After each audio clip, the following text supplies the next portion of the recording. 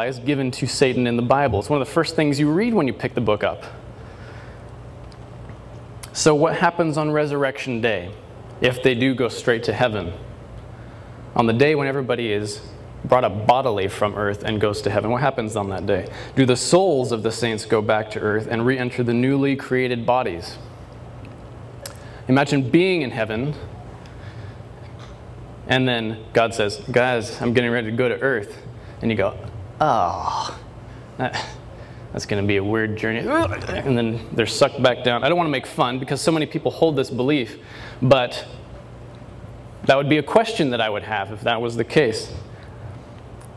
And how could people live burning in hell forever if the wages of sin is death?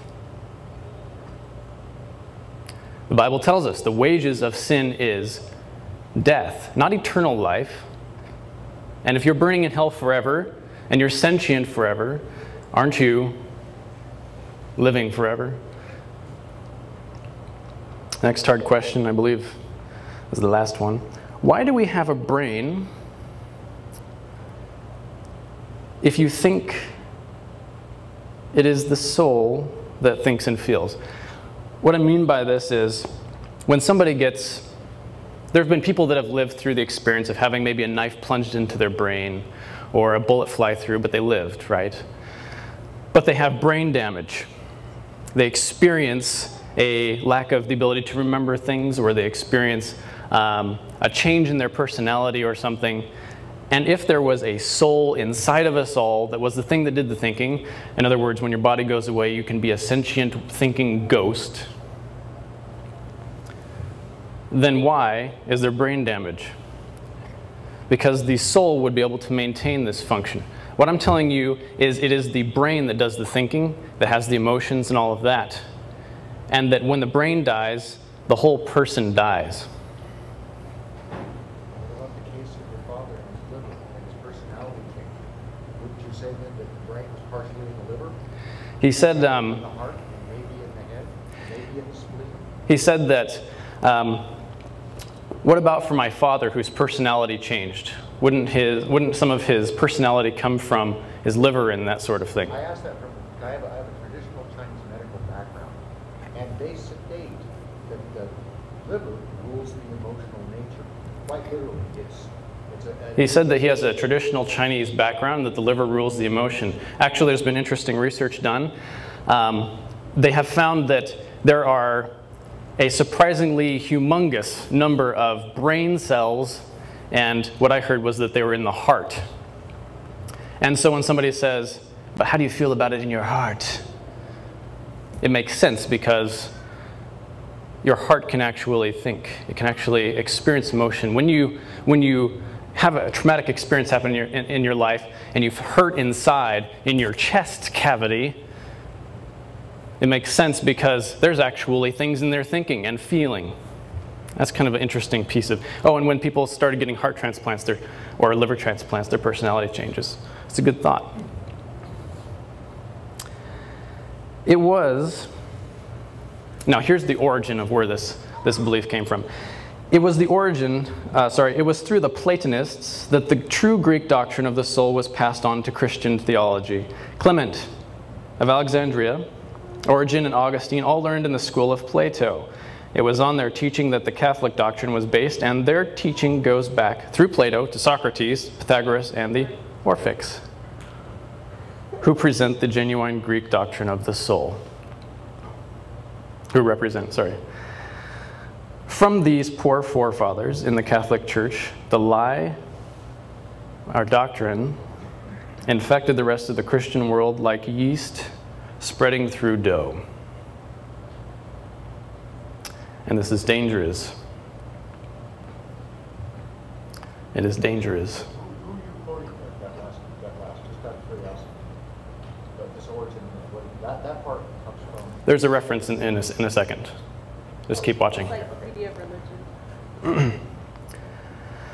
It's dangerous. William Tyndale said, he agrees with me, if the soul be in heaven, tell me what cause is there for the resurrection. That was the thing I pointed out earlier with the people returning to earth for their bodies.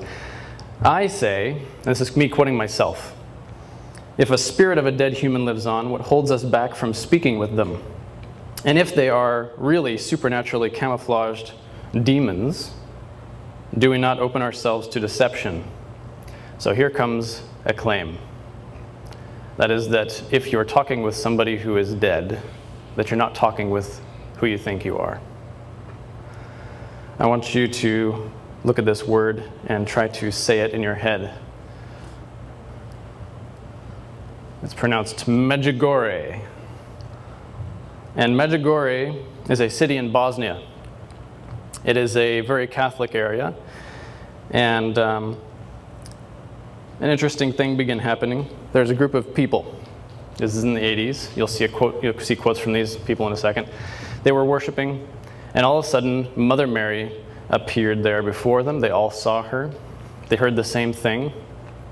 And hey, buddy. It appears that somebody wants to learn about death, but he's a little bit young for that. So in Medjugorje, Mary, the mother of Jesus, I want to point out, the Bible never said that she ascended to heaven. She might have, but it never told us that. So I believe that she is dead, that she's silent, she's decayed, she's unconscious. Remember when we found that supernatural contact was one source of prophecy earlier in the series? Still, we need to test the spirit, or the God, or whatever is talking to us, the supernatural entity that's talking to us. When properly tested, Mary, or I would like to say, the anonymous demon, he falls flat on his face. On the fourth evening of the apparitions, and by the way, they're still happening every single day, one of the members of this group of people sees her and communes with her and talks to her from then until now, and that's their primary occupation. On the fourth evening of the apparitions, which began June 21, 1981, Ivanka asked the lady her name. "I'm the Blessed Virgin Mary," was the reply. Now, she wouldn't be a virgin at this point in her life because she had kids after Jesus with Joseph. But, was the reply. Later, Vika said, "If you are Our Lady, stay with us. But if you're not, be gone." And the lady smiled and remained. And that was the only test that was given as a test of this supernatural contact. If you're not who you say you are, leave. It's like a fat little rabbit. Imagine this little rabbit. His little nose is wiggling. It's getting dark. And he has a companion with him. He's saying to this big skinny wolf who's sitting next to him, "I know that you told me that you would like to keep me company while I walk along this desolate path tonight, but something tells me I should ask you to let me go alone. If you plan to hurt me, please go home, but if you really want to help me, then let's be on our way." Now, it's a big skinny wolf, and he's lying to this poor rabbit. But the rabbit's test to find out if it's going to be safe is to say, if you really don't want to hurt, no. How good would a magician be if he never lied?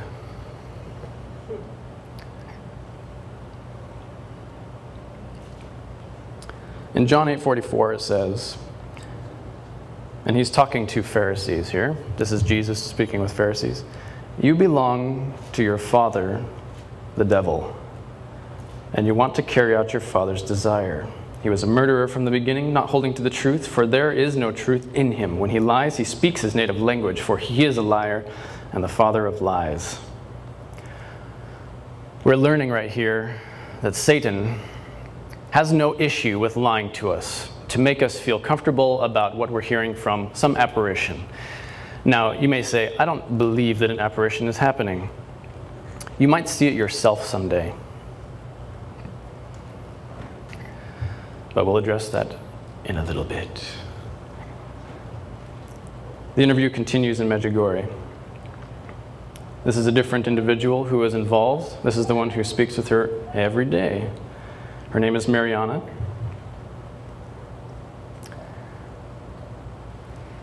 Mariana, this is the interviewer. His name is Tomislav. Mariana, we have not seen each other for some time, and I'd like to ask you to tell me about the